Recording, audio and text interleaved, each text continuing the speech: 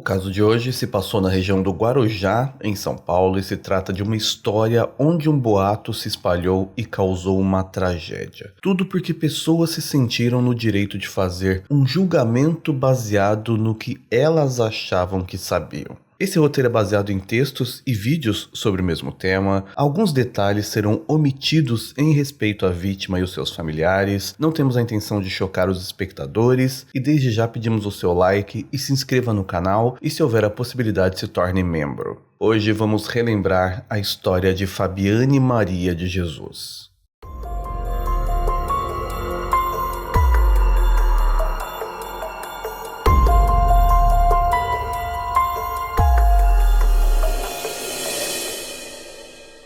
Como eu falei no começo, essa história se passou na região do Guarujá, em 2014, mais especificamente no bairro de Morrinhos, que já é considerada a periferia da cidade. O bairro é considerado relativamente novo, com pouco mais de 25 anos de existência, mas nesse período se tornou um dos mais populosos da cidade, com média de 20 mil habitantes, que são famílias de origem humilde consideradas pelo censo como classes sociais de C até E. E era lá que morava a Fabiane com sua família, o seu marido até então era o Jailson, e eles têm duas filhas, na época uma com 12 anos e outra com 1 ano. Ela na verdade é do Rio de Janeiro e era considerada uma mulher de coração muito bom, extrovertida, alegre, muito comunicativa e que tinha facilidade em fazer amizade. E que sempre estava com interesse em aprender algo novo. Ela realmente gostava de estudar alguma coisa, mesmo não tendo tantos recursos assim, mas sempre que ela via a oportunidade de um curso que ela poderia fazer, ela se empenhava, corria atrás e fazia. Eram coisas desde curso de hotelaria até informática e áreas completamente diferentes como tricô. Fabiane gostava bastante de se cuidar, ela era vaidosa, gostava inclusive de mudar o seu visual algumas vezes. E no seu tempo livre, ela estava com suas filhas a maior parte do tempo e também frequentava uma igreja. Essa descrição da personalidade dela foi dada em entrevista pelo próprio até então marido de Fabiane, que além do seu marido, também era seu primo. Eles tinham contato na infância, no Rio de Janeiro, apesar de ele ser da Bahia.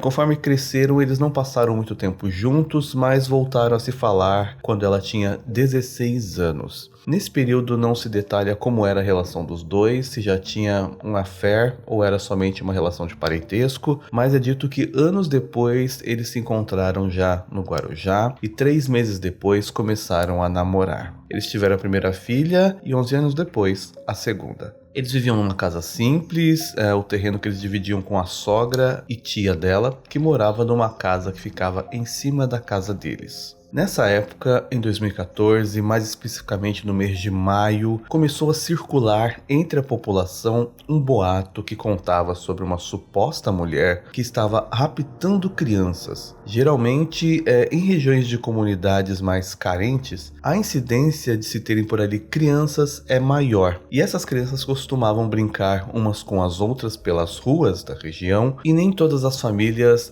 têm condições de estarem em casa dando atenção aos filhos durante o dia. Muita gente precisa trabalhar e deixa até mesmo os filhos mais velhos cuidando dos filhos mais novos. E não existe uma total ciência do que pode acontecer com aquela criança, por mais que as famílias sejam preocupadas com a segurança dos filhos. Então, só isso acaba já colaborando para que boatos tomem certa força e acabem chegando aos ouvidos de mais gente, porque essa população pode ser cegada pelo medo do que pode acontecer aos seus filhos. São famílias já habituadas à insegurança pública e à ausência de polícia, pessoas que tentam se proteger como podem. Não que isso justifique o que aconteceu por lá, mas é necessário dizer isso para termos o contexto mais abrangente de onde tudo aconteceu e como essa história pode ter ganhado força. Enfim, esse boato dessa mulher acabou aumentando. Além da moça estar capturando crianças, era dito que ela chegava a oferecer coisas para as crianças para atraí-las. Algumas supostamente eram raptadas com os pais próximos e ainda passaram a dizer, nas palavras da população, que o motivo dos raptos era que essas crianças seriam usadas em rituais de magia negra. Era assim que era descrito o que supostamente estava acontecendo nos bairros. Com o passar do tempo, cada vez mais gente falava nisso, até que as pessoas começaram a entrar em contato com uma página no Facebook que é dedicada a notícias da cidade,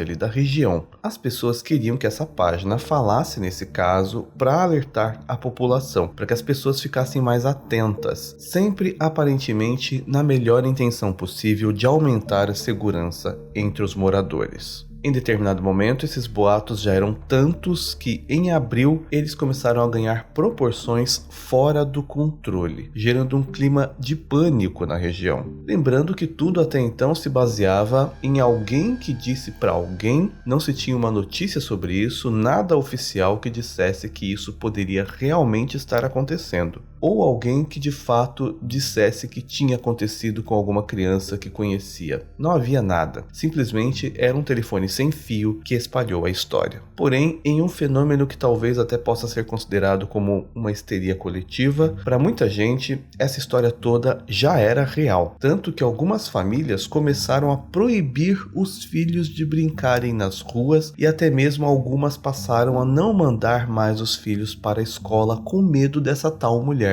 Dias depois já se dizia que a sequestradora arrancava o coração de crianças, olhos, uma completa história de horror e tortura, e logo também começaram boatos de que alguém que sabia sobre uma criança que sumiu, mas nunca apontavam quem era exatamente essa criança que sumiu. Por fim, a cidade toda só falava nessa história, até que a tal página já tinha sido inundada de comentários e mensagens que pediam para que eles passassem maiores informações sobre esse caso. A página, então, vendo toda aquela comoção da população, pedindo que as pessoas fossem alertadas, decidiu fazer um post sobre isso. Importante aqui, fazendo um parênteses, sobre como isso já estava grande antes de ser publicado na página, mesmo sem nenhum post sobre o assunto. Ou seja, na região só se comentava sobre isso, as pessoas até mesmo diziam onde a tal mulher tinha sido vista. Na época, a forma como algumas notícias surgiram, ficou parecendo que tudo teve início por causa do post dessa página, mas apurando tudo melhor, você vê que claramente a história já era imensa antes de ser publicada no Facebook.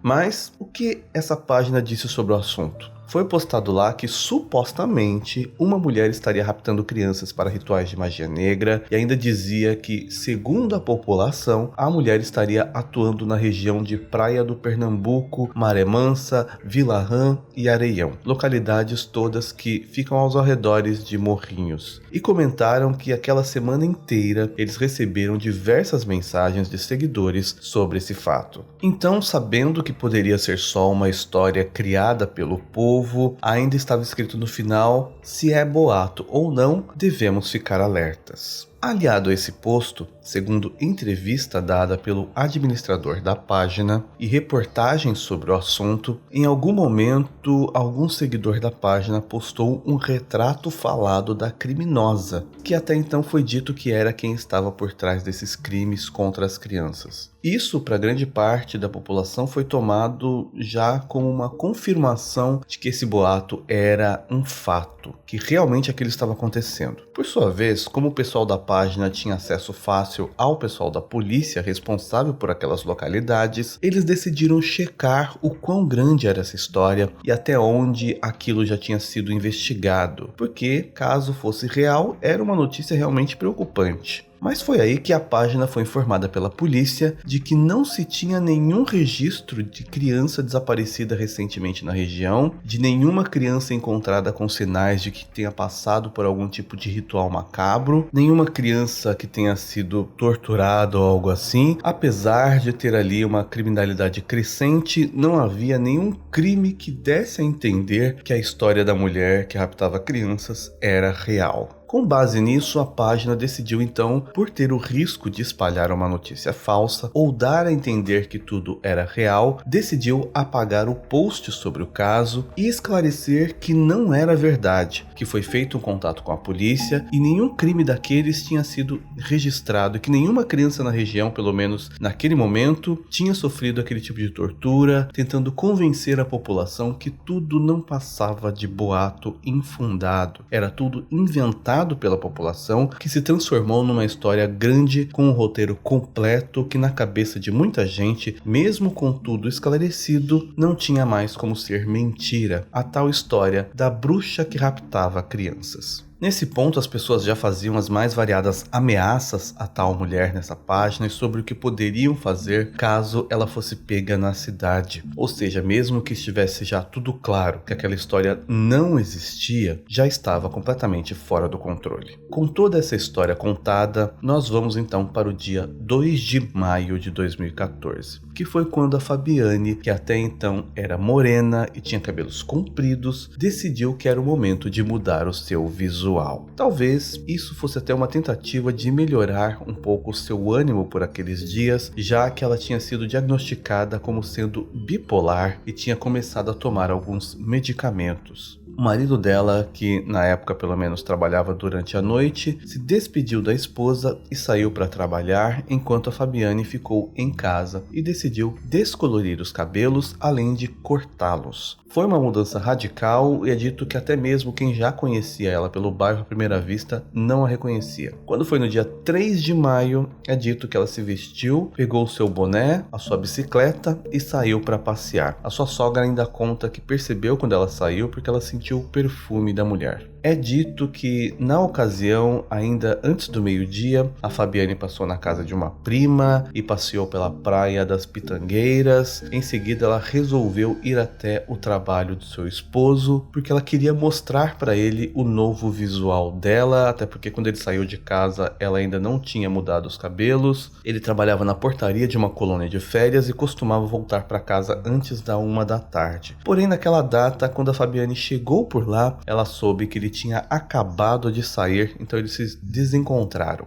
Ela decidiu então passar na igreja, onde ela havia esquecido a sua Bíblia nos cultos anteriores. De lá então ela foi até uma pequena mercearia, onde a sua irmã trabalhava, mas a irmã dela também não estava lá, foi mais um desencontro. A partir desse momento, existem versões e falta de informações sobre o que realmente aconteceu. Porém, o que é mais difundido em algumas matérias é que em algum momento, ao sair dessa mercearia e ir para casa, a Fabiane parou a sua bicicleta e ofereceu uma banana a uma criança na rua. Alguns textos dizem que era uma criança de rua com fome, outros dizem que era criança que estava ali com os seus pais. Mas alguém entendeu que aquele gesto de dar comida para uma criança era o início de um rapto. E que provavelmente a Fabiane poderia ser a tal sequestradora das crianças. Voltando a falar que isso nunca existiu na verdade. Como a Fabiane tinha mudado o seu visual, alguém achou que ela se parecia com o retrato falado que tinha se espalhado pela internet. E para piorar a situação, começaram a dizer que a Bíblia que a Fabiane carregava era um livro de magia negra, sendo que na capa estava escrito bem claro, Bíblia Sagrada. Segundo o depoimento de pessoas que estavam na ocasião, em meio a essa confusão de informações falsas e achismos e sede por punição, uma voz feminina de repente gritou, é ela. E depois disso, qualquer pessoa que estava ao redor, a maioria já tinha plena certeza que era o momento para punir a suposta bruxa que estava raptando crianças, por mais que não houvesse nenhuma criança raptada. Logo, um linchamento infelizmente teve início, sem a Fabiane nem entender direito o que estava acontecendo. E deixando de lado vários detalhes cruéis do que aconteceu com a Fabiane, as pessoas começaram a xingá-la, a chutar, bater de todos os modos, empurrar. Em determinado momento, ela chega a perder as suas forças, chega a ser carregada pelas pessoas enquanto ainda apanha. Ela chegou a ser amarrada e arrastada. Jogaram coisas nela, uma completa cena de tortura e linchamento que foi filmada por diversos ângulos pela população alvoroçada que tinha a intenção de punir alguém alguém por crimes que nunca tinham acontecido, mas que na cabeça deles era algo real e que deveria ser julgado ali mesmo, no meio do povo, situação também misturada com o sadismo de ver alguém sofrendo uma punição. Algumas pessoas até costumam associar isso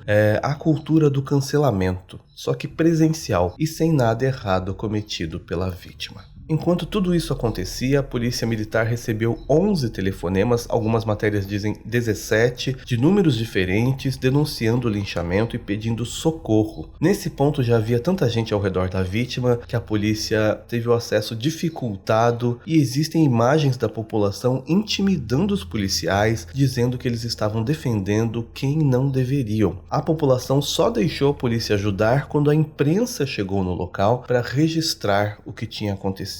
Mas, no momento em que a polícia conseguiu chegar até a moça, ela já tinha apanhado muito, ela chegou a ser socorrida, mas infelizmente não resistiu aos ferimentos e morreu após ficar 2 dias internada no hospital. A causa da morte foi traumatismo crânioencefálico e fratura de crânio. A multidão foi tão grande que ainda hoje não se tem a exata informação de quantas pessoas haviam no local. Se falam em 300 pessoas, 1.000 ou até 3.000 pessoas presentes entre quem atacava e quem tentava dizer algo para que a população parasse. Enquanto isso, na volta do trabalho naquele dia, o Jailson recebeu um telefonema da sua prima pedindo que ele fosse até a casa dela e lá, em um computador, ele viu fotos e vídeos da sua mulher sendo espancada. Por fim, 5 pessoas foram indiciadas nesse caso: Lucas Rogério, de 20 anos, por ter batido com uma bicicleta na Fabiane; Jair Batista, de 36, que jogou a Fabiane de uma passarela, segundo ele, para protegê-la da fúria das pessoas, para que ela fugisse; Carlos Alex, de 25 anos, por ter batido com a cabeça dela no chão